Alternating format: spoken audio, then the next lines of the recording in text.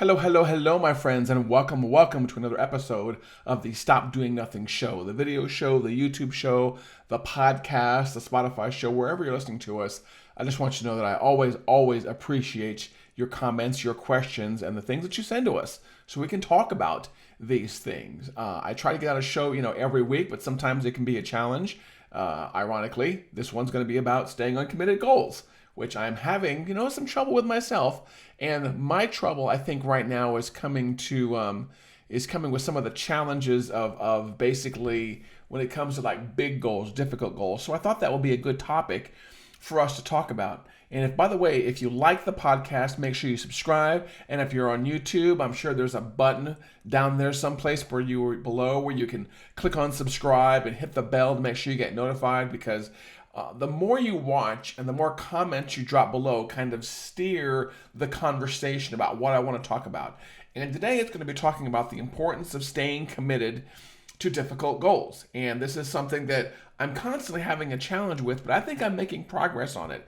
And I love the fact that we're going to talk about, in particular, difficult goals, because you can always watch videos about goal setting and about why you should be doing goal setting and using the SMART method for goal setting. I mean, we've all watched so many goal videos out there, and I've even made a few myself. But this time I'm going to deep dive a little bit and talk about, difficult goals and challenging goals. It may be one thing to make a goal like I'm going to keep my office cleaned up every single day, or I'm going to make the bed every single morning, or I'm going to go for a mile walk every single day. Those are goals that should be lauded, and I'm very proud of you for doing those goals. But every now and then you're going to have goals in your life that are not quite that simple. They're going to be difficult goals. I mean, goals like, losing 100 pounds. Can you even possibly imagine? I can't even imagine the concept of losing that much weight. Or a difficult goal like I want to make $1 million in the next 365 days. Or something like I want to travel to all 50 states in the next 10 years. I mean, these are just huge goals that I've seen people make before, and I've kind of picked up some lessons from them, some good lessons and some bad. But I thought today we could talk about that a little bit, and also maybe let's start with, why would you ever set a giant, challenging, difficult goal like that? I mean, who wants to put themselves through so much work? And I've got some theories on that, 3, as I was taking my notes for you today.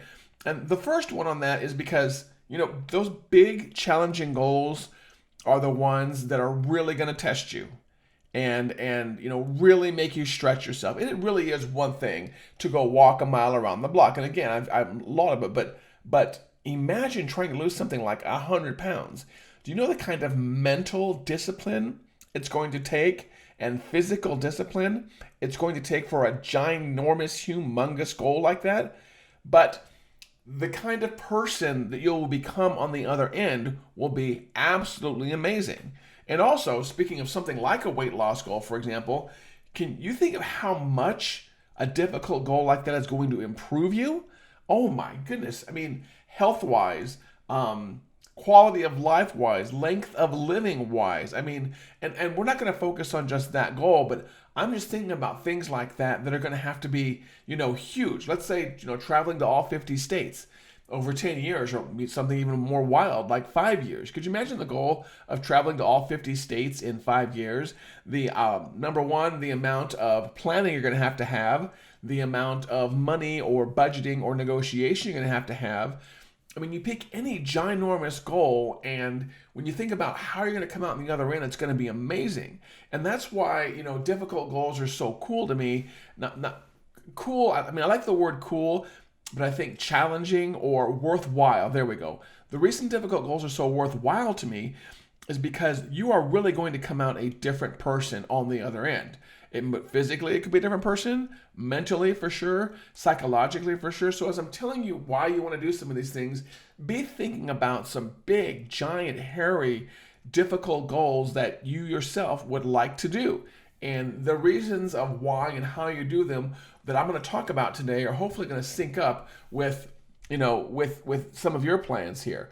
I also like giant, difficult goals because they bring the most reward. And this is not exactly what I was talking about in the previous point, but small goals, in my opinion, bring small rewards, small challenges. They bring just smaller rewards. But the bigger you make the goal, usually the bigger the reward's going to be. I mean, losing, becoming more flexible and losing 5 pounds is one thing, but losing 100 pounds, again, I mean, you're going to benefit so much more from that. And I was reading something recently in a Jay Abraham book, and he's talking about doing big audacious things in your life versus doing smaller incremental things. Oftentimes, when we're going through life, we're told to, do small, little incremental things. Get a job when you're 21, and maybe you'll get a promotion when you're 22, and another promotion when you're 23. And each time you'll get like a 2% pay raise. And I mean, there's nothing wrong with that path. But if you want to make the leaps and bounds that you're going to need to accomplish big things in life, you're going to have to make your goals difficult, and you're going to have to make your goals outrageous, ginormous, hairy, big goals in order to make, giant leaps. So you're not, getting one promotion a year. You're getting 5 promotions a year, and your pay isn't going up by 1% a year. Your pay is going up by 10 or 20 or 30% a year. Or you're starting your own business and you're becoming a multimillionaire. I mean, to accomplish those things, your goals are going to have to be big, and they're going to have to be difficult. So as you're thinking again about where you want to be in 5 or 10 years, think about the kind of person you're going to have to become and the kind of goals you're going to have to use to get there. And, kind of the third thing that came to mind to me right now is I always like kind of doing the things that other people won't do. And that's, to me, another reason why I like picking goals that are really kind of big and obnoxious sometimes. For me, oftentimes, it's physical goals. I'm a big guy. I'm into CrossFit. And recently we did a ruck in CrossFit. It was called a ruck, which is where we went out for a long hike as a group of people. And it was hard work. It really was. And most people won't do that and even to tell you the truth, even when I started planning the ruck with my friends, and I thought about the amount of times I've gone out and walked like that, I thought, man, this is going to be hard. Maybe I'll do half of it, because they gave us options to do like a quarter of the ruck or an eighth of the ruck or half the ruck. If you're going to do half the ruck, by the way, just go ahead and do the entire darn ruck right there. But, they gave ways to get out of it if it got too hard early on. And I made the point from the beginning that, I want to do this because it is hard. And I want to do this because there's only a small number of people doing it. And to me, that made the big challenging goal, even that more rewarding, and even to the point where I wanted to do that more. So again, I like big, difficult goals because they'll test you and they'll improve you. You're going to get the most rewards when you choose the biggest, most challenging goals, and most people don't do them. And to me, it just feels really good in life to go through doing things that most people don't do. And again, I don't want to slight people that don't pick the goals that I do or don't pick hairy goals. There's nothing wrong with that. It's just I like doing things that either make me stand out or that most people will kind of write off and say, you know what, that is way too difficult. I will not do that. Okay, so we've covered the why. Now, hopefully you have, something in your head about the goals that you would try to do. And again, I want to remind you is don't dream small. Don't dream medium, dream huge, dream ginormous. And the reason I want you to do that is because for you to even make small incremental gains, you have to think in a totally different way. If you're somebody who, let's say you're making $20,000 this year, and in the next 2 years, you want your income to be up to $100,000.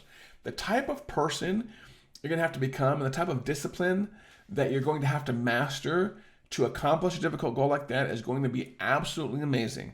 So I'm going to give you some of the things that I have used that have helped me accomplish a lot of my goals in life. And these are even things that I use to this day. And some of them are like tools, things that I run on my cell phone. Some of them are apps. Some of them are mindsets. Some of them are disciplines or books or things that I picked up over time. I'm going to start, I do several videos over time, and I'm going to start with a simple list of 5. So this is going to be my 5 ways you can really stay committed to your difficult goals. Now, disclaimer, you've probably heard all these before. So I've arranged these in the order of what I would consider importance or the things you need to attack first. So, as always, I would love to say that I'm a guru on top of the hill with my legs folded and I've got all this wise information. But really, what I do is I just take information from mistakes in my life. I take information from things that other smart people have put out there, and I've adapted them for myself to make it easier for me to accomplish my goals. So, like I said, you've heard a lot of this information before. I'm just going to emphasize it for you, and I'm going to tell you different ways that you can accomplish it and make it work for your big goals. The first one, and this is something I absolutely do, and if you ever meet me in person, feel free to call me on it, and I will show you, is we have these great ideas. They come to us in the shower. They come to us when we're walking. They come to us when we're driving at a red light, and then the red light changes to green and we speed off. We come up with all these great ideas, but we don't ever do anything with them, or we don't dedicate. This is what I really mean, is we don't dedicate time to thinking about our lives. And so the first thing I want you to start doing, if you're going to come up with big, giant, difficult goals and commit to accomplishing them, is build time into your life to think about your life. Most of us are too busy either cooking or eating or exercising or socializing or raising kids or sleeping or doing our job or taking out the trash or mowing the lawn that we don't actually plan time in our day to plan our life. I do this somewhat on Thursday, but a lot on Friday. So I decided a while back for my schedule, for example, since I do a lot of one-off consulting, you can go to my website at Stop Doing Nothing and you can book time to talk to Patrick.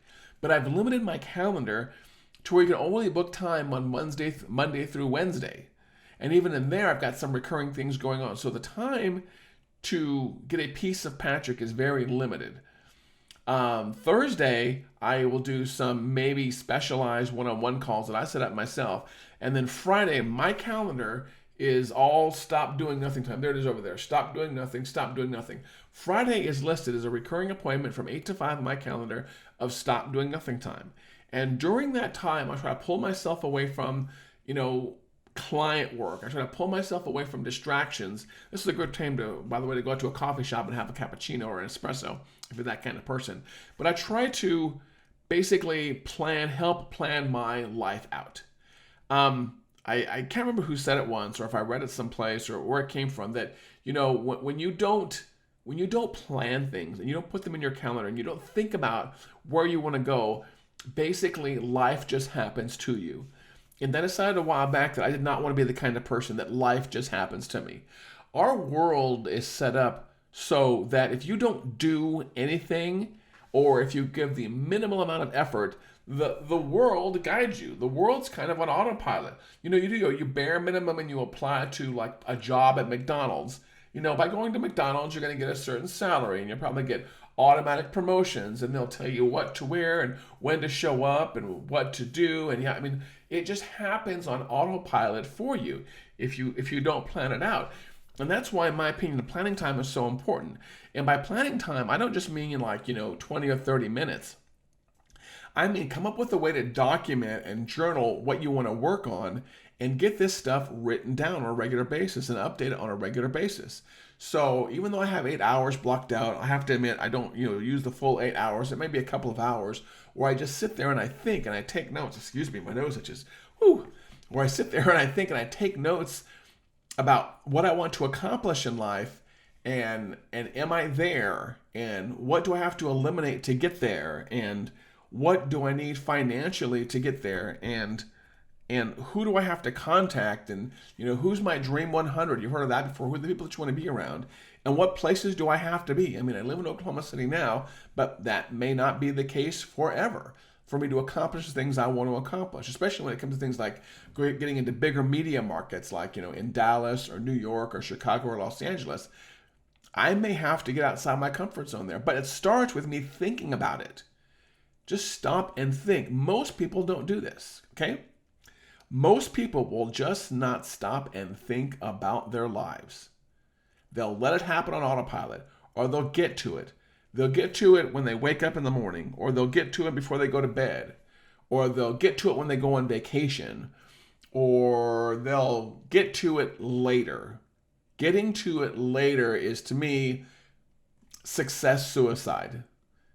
And growth suicide. Whenever you say I want to get to it later, you don't schedule what later is, you might as well not have said anything to yourself.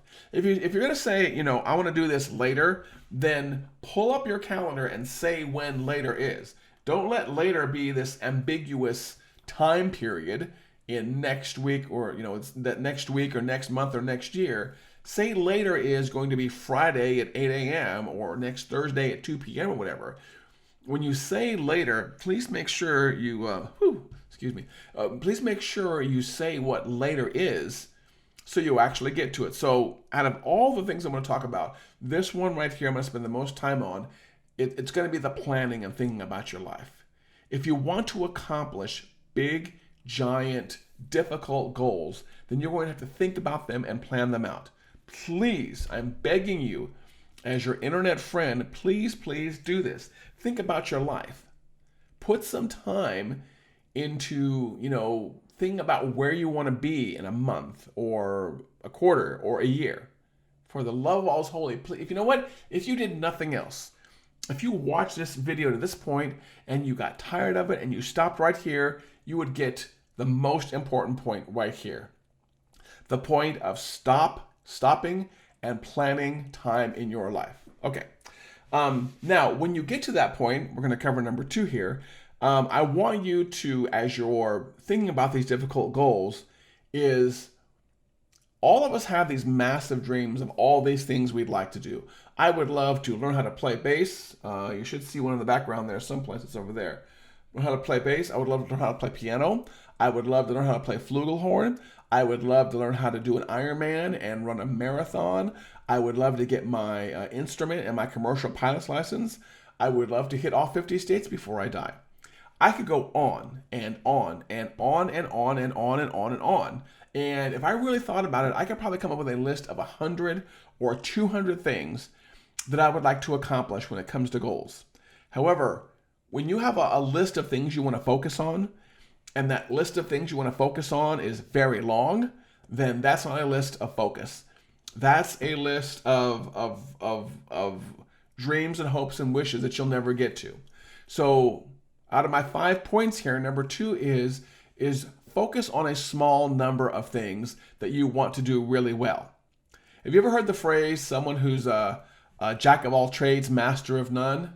That used to be me, and that's to me, that can be me in some areas of life. But if you're a generalist, you are never going to be known for being good at one particular thing, and your skills are never going to get sharp and being good at that one particular thing.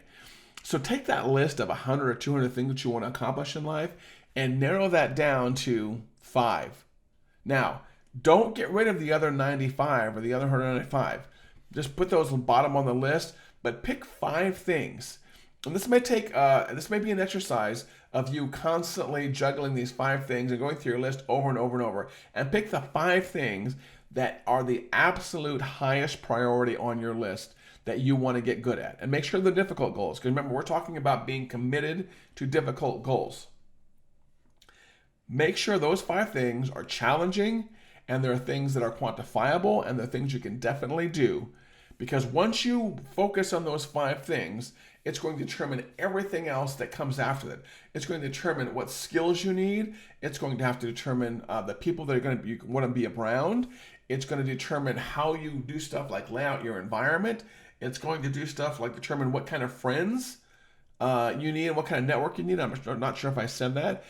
It's going to determine even where you travel and what kind of budget you need and what your income needs to be and what your expenses are going to be. So narrow down your list of difficult goals to 5 things, okay? So we've got building planning time into your schedule, narrow down the goals to a small number of things.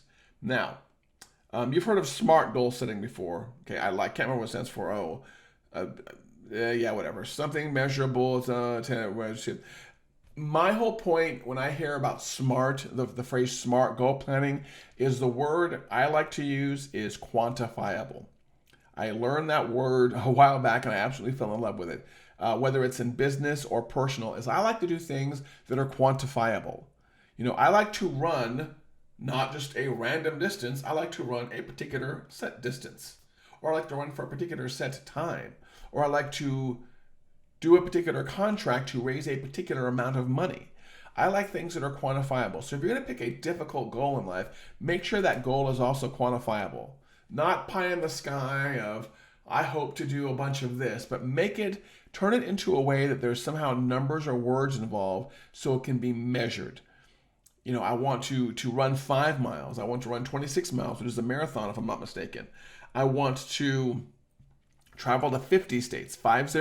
I want to lose 100 pounds, 100. I'm such a huge fan of picking quantifiable things, because then there are things in my world that you can put on a spreadsheet and that you can chart. If I need to lose 100 pounds, then I know exactly when I've lost 5 pounds and 10 pounds and 15 pounds and 20 pounds. I can chart that out. Hips don't lie and neither do scales when it comes to losing weight. So please make sure you pick things that are quantifiable. You can measure them. There's qualitative things and there's quantifiable things. Quantifiable things, number one, that's just a beautiful word. Let that word roll off your tongue a couple times. Quantifiable. But what it means, I think it's based on the word, probably some Greek or Latin word that has to do with the word quantity, is it means it can be measured in a finite way. It doesn't mean like a lot or a little. A lot and a little aren't quantifiable things. Those are just kind of subjective, emotional words. But 5, 10, 15, 20, 25, 30, for you, those of you who grew up on Schoolhouse Rock, those things are quantifiable things that can be measured. So when you're working on your difficult goals, please make sure you work on the quantifiable ones. Now, another part of being quantifiable, and I kind of separate this out into another one, is one called deadlines. So in addition to something being quantifiable, I want you to give yourself a deadline on something. The last probably 10 years of my life, I've forced myself to become more hyper aware of time. And I've put mental tricks in place for this. I've put actual tricks in place for this. But to give you an idea of just how much I measure time, in my office here in Stop Doing Nothing Worldwide headquarters, there's a calendar up on the wall over there. On my watch, I have timers set up to remind me to do simple things like drink water, stretch, eat. On my phone, I have an app that lets me put in different countdown timers for different events in my life. And then I have another goal setting app that reminds me at the end of the day what I should have checked off for the day. So I've become obsessed now with time, because I realize that time is a finite resource I have. I'm not going to say there's an unlimited amount of money, but there's an unlimited amount of resources when it comes to people or knowledge. There is no limit to the amount of money that I can make. However, the one thing in my life that I know is finite is time. I only have 24 hours a day. I only have an hour, to record a podcast show for you. And so I've put all these reminders around me of that help me measure time and make sure I'm always keeping an eye on that. Earlier, I talked about the fact that, sometimes when you say like someday or maybe in the future, and you give yourself things you want to achieve, but you don't put a quantifiable time on them, they'll never happen. That's another reason I think why I am so obsessed now with either countdown timers or goal-based things or days counting down. I mean, I kid you not. There's an app on my phone here where I sit here and have all these milestones for all the important days of my life. And you know what one of the most important days of my life is coming up? Let me see if I can find this for you in my app. One of the most important days of my life coming up is Top Gun, which starts in 162, I don't know if you can see this on the camera, 162 days and 2 hours. So I have a whole list in this particular app, which is called Waiting List. I have like 10 or 20 different important countdown timers, and they're counting down by the second every single day. That's how, if I were to pull up my watch right now, it tells me I've got 26 minutes before I have to stand next. That is just how obsessed I've become with time. And I don't know if you want to become that obsessed with it, but let me tell you, if you do become that obsessed with time, you learn not to waste it. And that would probably be the most important thing I'd say here is keeping track of time and giving yourself deadlines to help you stay committed to your difficult goals will just help you on my last point, which is hyper-focus. So point number 4, give yourself deadlines in everything. Even if you're giving yourself deadlines which are kind of little small micro goals on the way to a big milestone. So again, if your goal is to lose 100 pounds, give yourself a deadline to lose that 5, that 10, that 20, that 25, that 30. And then obviously you're going to have a deadline for the bigger goal, but give yourself micro deadlines. Number one, that helps you measure progress. And number two, it helps you feel a little bit better to know that you're actually making progress. I mean, if you're not measuring it, how do you know if you're making progress? And giving yourself deadlines and keeping an eye on time leads very well as a segue into my fifth point, which is focus.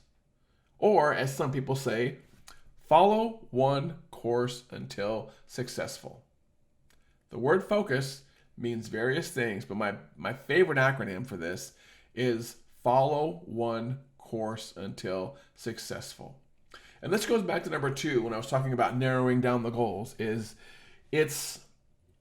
in this planet we are given a lot of options, entertainment options, friend options, financial options, career options, entrepreneurial options, and all these things are attractive. I mean, they really are fun when you think about starting all the different businesses that you can start out there. But you can't start a single one of them unless you pick one and you focus on that one. So what you have to do is you have to use, not giving a darn about most things out there. And that's something that can be a challenge for some people. What I mean there is, there was a book, Perry Marshall wrote a book a while back about the Pareto principle, the 80-20. Actually, it was written by a guy named Pareto in the first place, and then Perry Marshall adapted it for business, is that 20% of the stuff out there is only the stuff that you should be focusing on. So you should be focusing the majority of your time on a small number of things. And what that means is you may have to reduce your social circle. That means you may have to shut down some social media if that's something that's distracting you. And by the way, be very honest with yourself. That's something else you have to do when it comes to focusing and being committed to difficult goals, is being very honest with yourself and very transparent with yourself. One of the things I've done early on and I continue to do is I keep a very good record of the amount of time I spend on social media. Apple's done a great job with this because I've got apps all over the place now that tell me, hey, Patrick, you spend this much time on Facebook and this much time on YouTube and this much time on Twitter and this much time on email. I mean, I micro-measure everything, man. And if you ever want to know how I do some of this, drop a comment below or hit me up. You can text our office here at 405-217-4752, and I will gladly answer your questions about any of this. And again, the phone number is 405-217-4752. You can text Patrick there. And text me any question, and I'll even cover it in a future video, if you will. But I've had to basically eliminate things in my life to allow other things into my life. I've talked earlier about the fact that we have, a small amount of time. Well, when we kind of fill our calendar, our social calendar, or things like that with busy work or with random things or with, built-in time wasting, we are eliminating other things. Another way for me to put this is every single time you are choosing to do something, every single time you are choosing to go out and drink with your friends, or if you're choosing to sit your butt down and do a Netflix, binge, you are subconsciously but actively making a choice to not do something else. And, I've gotten, blowback on this before because people are saying, well, you can't work 24 hours a day, 7 days a week. And that's right. And I agree there. And that's why I really do try to build in some, social or some relaxation time with different things going on. However, it's just something for you to be consciously aware of, is that when you're choosing to waste your time and you are choosing to waste your life and you are choosing to not be obsessed, which is a word I absolutely love, and I'm sure I've got other videos about there. As a matter of fact, I think that's on the top of the Stop Doing Nothing website at stopdoingnothing.com. When you are choosing to, actively ignore things out there, you are really hurting your chances at hitting those big, difficult goals. So just think about that next time let's say, you want to do a Netflix binge and it's not planned, or think about that the next time you just want to lay around and, get to something tomorrow. So I have no problem. I want to make sure I clarify this. I have no problem with, sleep and rest and mental refreshing and, mental health time and binging in front of Netflix. I'm a huge, Game of Thrones, West Wing, Studio 60, The Newsroom, and Robot Chicken fan. So there are plenty of times I do that. But I try, number one, to plan that time. And number two, I try to limit that time. And number three, I try to use that time as a reward for other things I've done out there. So again, I want to bring this back to the word focus. Follow one course until successful. Please make sure you're planning your time out, and please make sure you are eliminating the things out there that are not serving you. And by the way, this also comes true, I mentioned about social media, but even when it comes to things in your social circle that you may have to eliminate. For example, we oftentimes, on our phone will vibrate or beep at us, and we'll get a text message, and we feel like we have to pick that up and answer that right away. Or that happens with email. Oftentimes you'll have Outlook or you'll have Apple Mail running. Bing, bing, bing, bing, bing, bing, bing. Email comes in, you have to answer it, right? Because somebody has chosen to interrupt your planning time and your life with their desires. Here's a little trick. Here's just advice I'm going to give you. Learn to ignore that stuff. Learn to shut down email. And for the love of all that is holy, please learn to turn off most of the messages on your phone. These are interruptions that will kill some of that planning time and kill some of that mental focus. There are going to be times on, like during my mental planning time, like on Fridays, where if I'm answering emails, because they never stop, or I'm answering text messages, it's going to interrupt my flow, and it's going to interrupt my planning, and it's going to interrupt my life. And, as much as I love my clients and I love new business, I have to put myself first. And this is my advice to you, is always learn to put yourself first. Don't be governed by social media notifications and text messages and emails that other people are sending your way all the time. Learn how to focus. Learn how to take advantage of the tools that are built into your technology to help you focus. It's amazing, and I'm going to speak, I don't know about other platforms, but I'm going to speak that, Apple gives me a lot of tools to make sure that I limit myself, to certain hours of allowing interruptions. I can go into my phone and I can see, from 6 o'clock at night till 6 o'clock in the morning, I don't want to hear about my text messages. Shut them down. Shut them down.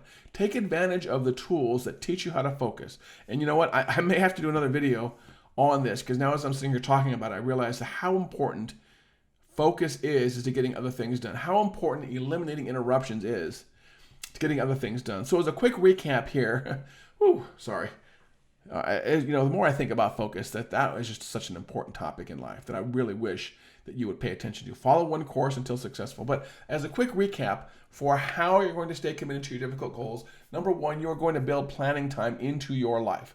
Please do that as soon as possible. Number two, you're going to narrow down your goals. You're going to find out, what are the 5% of the things you're going to spend time on, or of all the things you want to do in life, the top 20%, and spend 80% of your time on that 20% of things. I want you to come up with quantifiable ways to measure progress. I want you to give yourself deadlines. Like I said, I'm a huge fan of countdown timers. I've got shortcuts on my desktop. I'll show you some utilities in the future if you're interested. I've got countdown timers on my phone. On my watch. I've got countdown timers on my phone. I've got stuff, again, where I'm just kind of obsessed with time. And last but not least, which kind of wraps up all these other things here, is the importance of the word, of eliminating distractions and really focusing on staying committed to your difficult goals. One last thought I'll leave with you. Once you decide that it's time for a difficult goal in your life, I want to make sure that you know the difference between deciding casually and deciding.